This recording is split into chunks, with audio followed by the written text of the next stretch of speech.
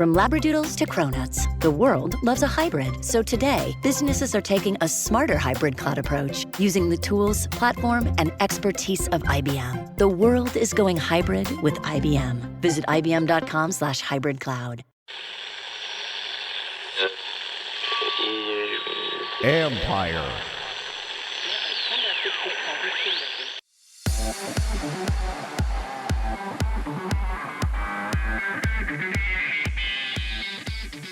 The modern sports fan will financially interact in new ways. On the stablecoin side, I think one thing that's lost on people is that there are actually a lot of stablecoins that are tied to the dollar, cryptocurrency versions of the dollar that people could use for everyday purchases that have significantly lower fees, easier to move around, and so forth. So I think there's opportunities both, for cryptocurrency. That's Mark Thomas, CEO of ZenSports, where cryptocurrency will for them become the new gold of the sports fan's future.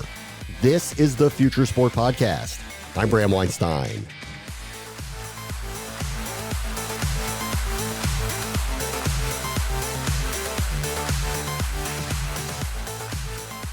Mark Thomas found a way to simplify all the paperwork that goes into buying a home. So his company Rezio was acquired by Realtor.com about 5 years ago. And now he's turned his attention to his love of sports and how fans will transact business and bets in a modern way with his unique company, ZenSports.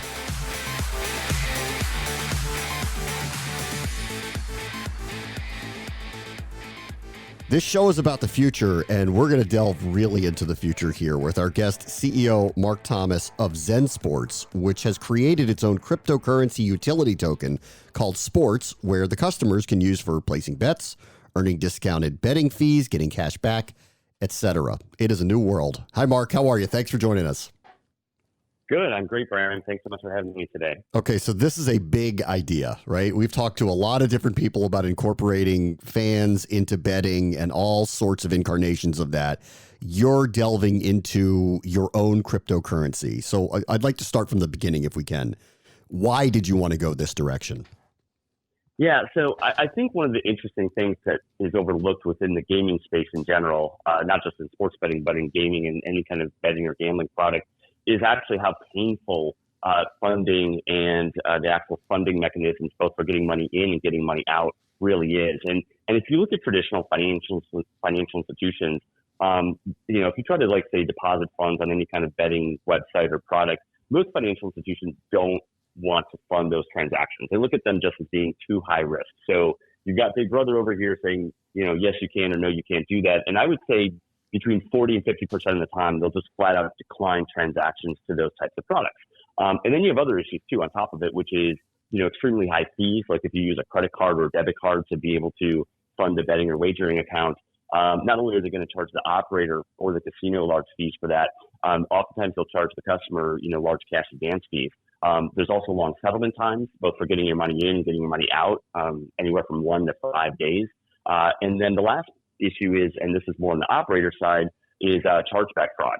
So if you place a wager and you lose it and you get upset, you go back and say, oh, I didn't really do that to your bank, and then they refund the money and the operator's left dealing with this. And one of the nice things about cryptocurrencies is it solves for all those pain points. And then specifically with our sports token that we launched, it's really acted as this really awesome loyalty and rewards token and cryptocurrency, where it really incentivizes people to use the token to stay loyal to ZenSports in particular. And it just provides a more fun gamified experience for people. So yeah, there's a lot of benefits to cryptocurrencies within the gaming industry that we're very excited about. So, but the big question is what is its value? How do you answer that question? So we chose not to make sports tokens a stable coin. And there's a few reasons why. I mean, we can certainly delve into those, but I think at the highest level, trying to create a stable coin is a little bit antithesis to the entire, gaming and gambling and betting world. And so the fact that it can fluctuate in value actually just adds an element to the gamification piece of it that customers actually like.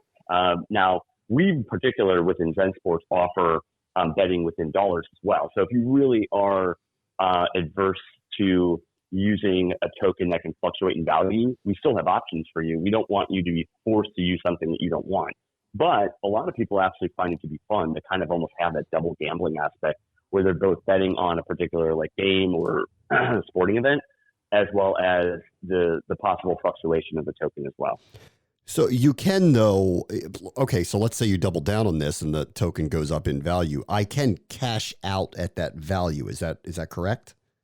Yeah, and that's really, I think, the heart of why cryptocurrencies is better than traditional rewards programs out there. So if you think about traditional rewards programs, you're getting points or maybe you're getting miles or whatever, puka shells or whatever it might happen to be for that particular product or company or brand. And you can't really transfer those rewards anywhere, and you can't cash them out very easily. The beauty of cryptocurrencies is it provides all those same things that rewards do, like points or whatever, but it also has a cash component, which you can use to cash out those funds or sell them or trade them, or you can choose to hold them long-term as a collectible, like baseball cards. And so I think when you really look at the financials and the mechanics of how cryptocurrencies work, I think this is game-changing in how it can really replace traditional loyalty and rewards programs. There's a big question here, like if this is successful in this sports universe, and I'll get to your goals of having this kind of be utilized in many different ways, not just for betting, but if you're at a game and get food and all of that type of stuff, where you have basically its own marketplace.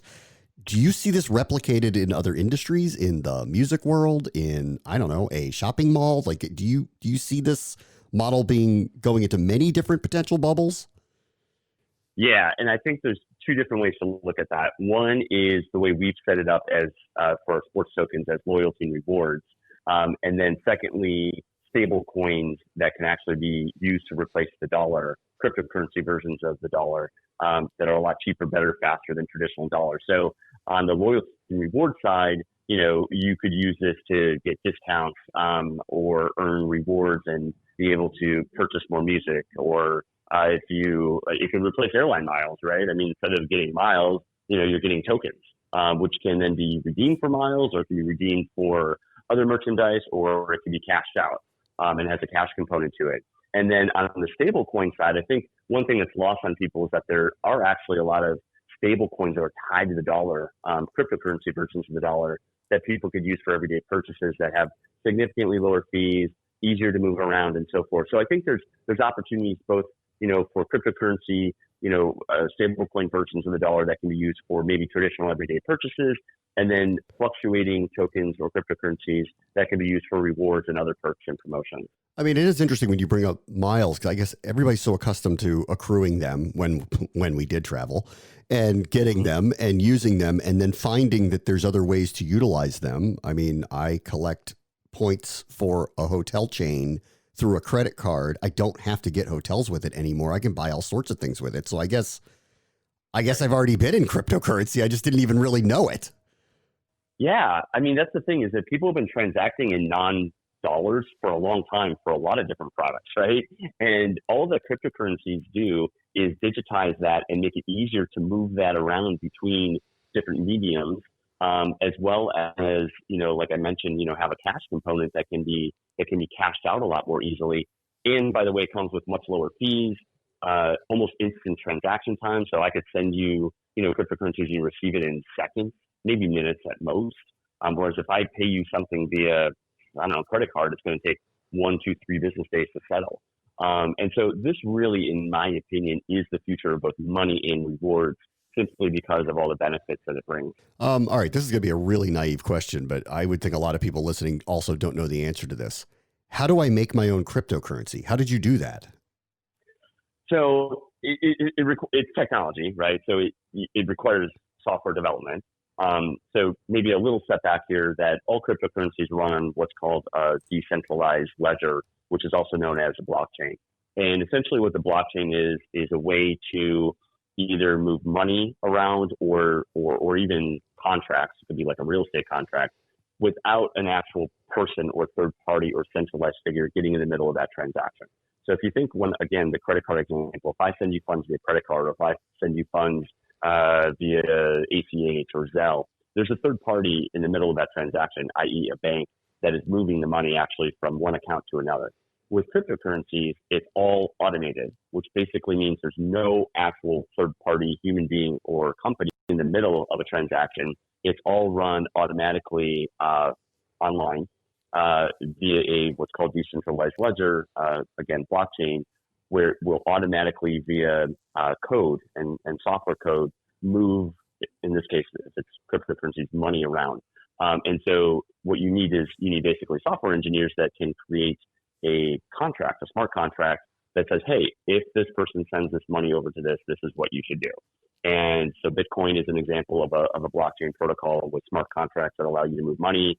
There's many, many, many others. So essentially, if you want to create your own cryptocurrency token, you need a software engineer that can basically code, code in blockchain and different blockchain coding languages to create whatever cryptocurrencies with whatever set of rules you want it to be. Support for this podcast comes from AT&T. All right, so there are a lot of reasons to like AT&T 5G. Check this out. My friend Lisa, who's a professional race car driver and base jump wingsuit enthusiast, likes AT&T 5G because it's fast. My friend Terry, who's a bodyguard who once also wrestled a hyena when he got too close to his client on safari, likes AT&T 5G because it's secure. And my friend Sasha, who's a librarian and hasn't missed a day at work in 27 years. Ooh, not even that time she broke both her legs and had the measles, likes AT&T 5G because it's reliable. Switch to AT&T 5G. It's fast, secure, and reliable. And now nationwide. AT&T 5G. It's not complicated. 5G requires a compatible plan. 5G may not be in your area. See att.com/5G for you for 5G coverage details.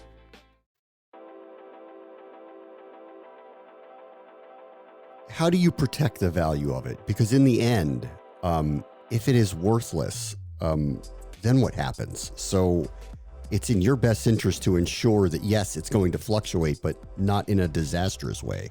How do you go about that? Sure. Great question. So from a trading perspective, like buying and selling and trading, cryptocurrency tokens, there's a lot of different exchanges where you can do that. Coinbase, Binance, Kraken, there's actually well over, I think, 150 trading exchanges out there that you can trade on it. Usually the creator or the founder of the cryptocurrency token will actually do what's called market making, which means that they will step in and fill up the order book so that you don't just have this kind of wasteland or ghost town of no orders or no transactions happening.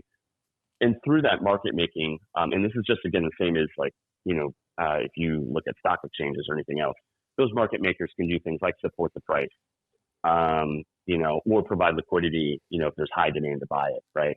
Now, if you look at something like Bitcoin, there is no market making because it was created a long time ago by Satoshi, and then it was just left out in the open, decentralized network with nobody, quote unquote, running it. In that case, the community has to support it. And so a lot of decentralized projects or cryptocurrencies, it truly is 100% community supported by the community that's passionate about that.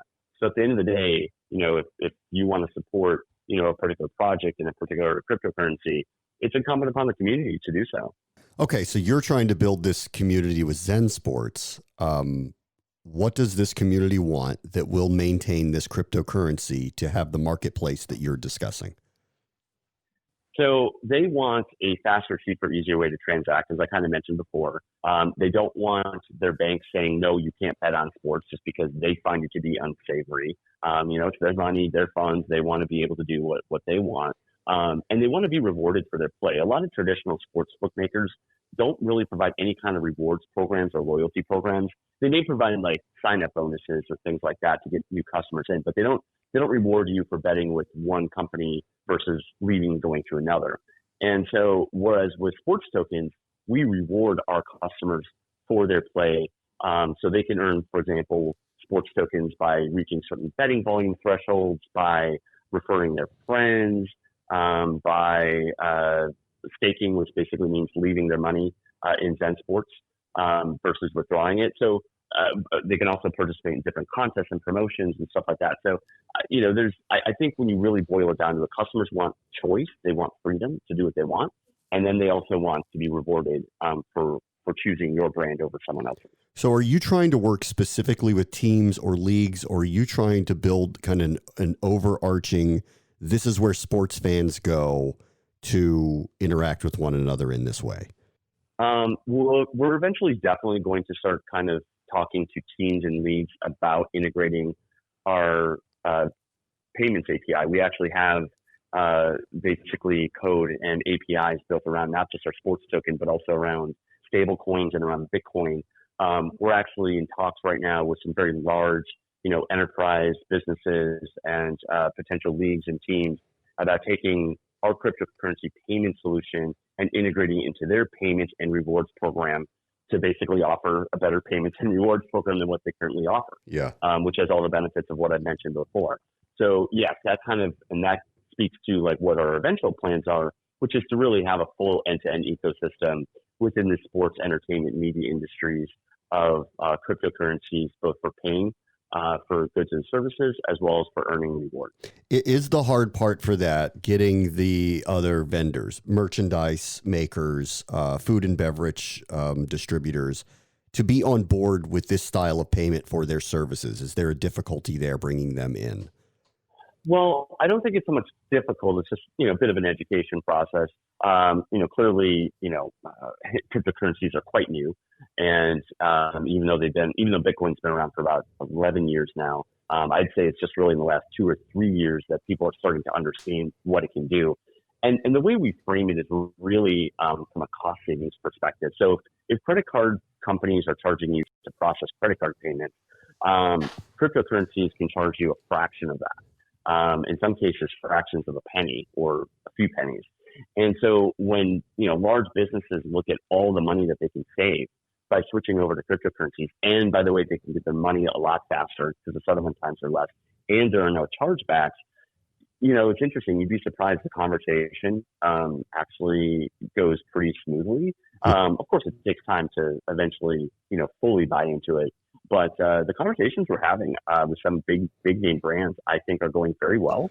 And I think they're recognizing that there shouldn't be this middleman getting in between two parties that are trying to transact legally and lawfully. It doesn't make any sense. And so, banks and financial institutions, in my opinion, I think are really going to face some headwinds over the next 5 to 10 years as cryptocurrencies replace a lot of the services that they traditionally offer. Yeah, I mean, I could just see though the group that makes the jersey wants to sell it to the fan who's in this group, and they're charging $85 or whatever it is to buy an official jersey of that team.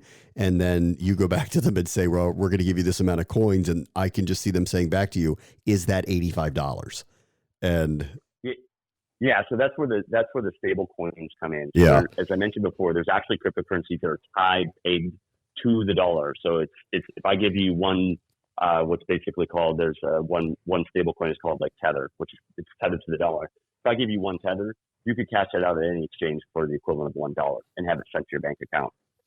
So from the perspective of that, I think and that's why I kind of hesitate when people say cryptocurrencies are synonymous with Bitcoin. Bitcoin, in my opinion, is much closer to like gold, right? Where gold can fluctuate up and down in value, Bitcoin can certainly do so as well. It's more of a store of value, whereas stable coins are actually, they're just basically electronic versions of the dollar. In fact, there's even talks now of I think Congress has kind of floated the idea of creating a digitalized version of the dollar, to cut down on obviously paper and other printing and other costs and stuff like that. Yeah. And replacing some of the archaic systems in the banking world like ACH and SWIFT and wire transfers, which are just totally outdated. This gets rid of all that and still gives you the preservation of the value tied to the dollar. Yeah. At some point, though, and this is just kind of a bigger question for you, do you think there needs to be some mainstreamed cryptocurrencies, or is it okay if there are a bazillion different versions of it that are out there in the ecosystem?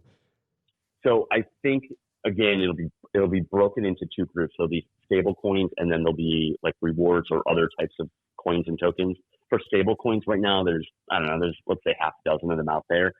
I think they can all be offered and accepted. And because sending funds via cryptocurrencies is easy as scanning a QR code.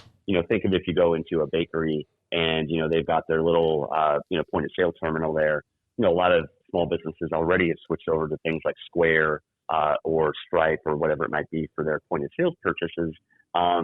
it literally would be you pulling out your phone, scanning the QR code on the point of sale thing, just like you do if you're at Starbucks using your Starbucks rewards card, app on your phone, right? Same exact concept. You just scan the thing and boom, it sends the funds easily. You as a customer can choose which coin you want to use, and then the merchant's automatically going to get their dollars. And then they can, instead of giving you Starbucks points, they can give you Starbucks tokens, which you can use separately, like a separate wallet, to then earn rewards, buy, coffee or get discounts on that, or just flat out sell for cash if you want. It's really interesting. To you, it's probably not complicated. To me, it still feels complicated, which I guess is probably where you run into a lot of this. Yeah. Well, but here's the interesting thing. I'd say up until about 15 years ago, almost nobody paid with credit cards, right? Right. Very few merchants accepted cards. And then once a few did, then everybody did because they recognized how convenient it was for customers to be able to do so. They didn't want to lose the business. I think the same thing's going to happen here, especially when the merchants can recognize the huge cost savings. Instead of paying 3%, they can basically pay a few pennies and get their dollars. The last thing on the gambling part of it, are you all opening your own betting platform, or are you working with already established bookmaking sites? We already have our own betting platform. We're operating in several countries outside the United States right now. Yeah. We're currently working on getting licenses within the U.S. There's 25 states that have legalized sports betting in the last 2.5 years. And so we're currently going through the license application process for several of those states. And we do already have our own betting platform, which has our cryptocurrencies tied already within it. All right. It's really cool and it's really interesting. Mark Thomas, the CEO of ZenSports, thank you so much for joining us. Yeah. Thanks so much, Bram, for having me. Appreciate your time. Support for this podcast comes from CDW and Cisco. Modern modernization today has the products you need to modernize your workplace, like Wi-Fi booster crystals. Let their metaphysical powers enhance connectivity and spiritually awaken your Internet of Things.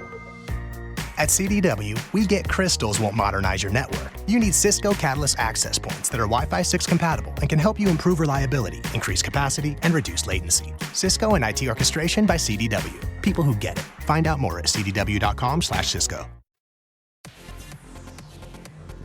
On the next Future Sport podcast, all ideas are good ones for Meredith McFerrin, CEO and managing partner of Drive by DraftKings.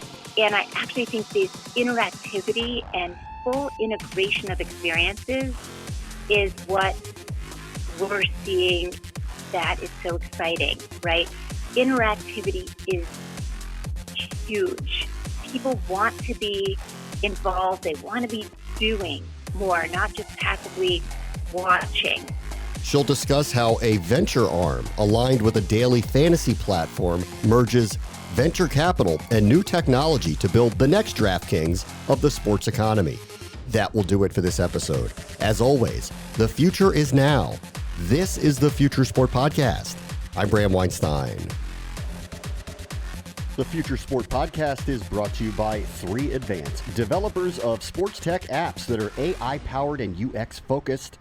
So if you're looking to create some apps for your startup or your sports biz calls for some artificial or business intelligence, you should check out 3Advance. They're incredible. Go to 3advance.com. That's the number 3advance.com.